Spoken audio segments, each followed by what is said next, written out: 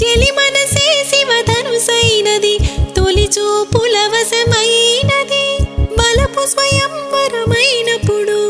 గెలువనిది ఏది ఒక బాణం ఒక భార్యన్నది శ్రీరాముని చిరయసమైనది శ్రీవారు ఆవరమిస్తే సిరులన్నీ నావే తొలి చుక్కవు నీవే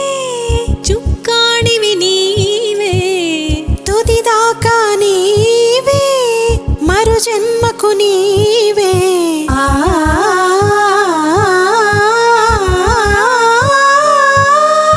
రాముడు అనుకోలేదు జానకి పతి కాగలనని ఆనాడు జానకి కలగనలేదు రాముని సతి కాగలనని నాడు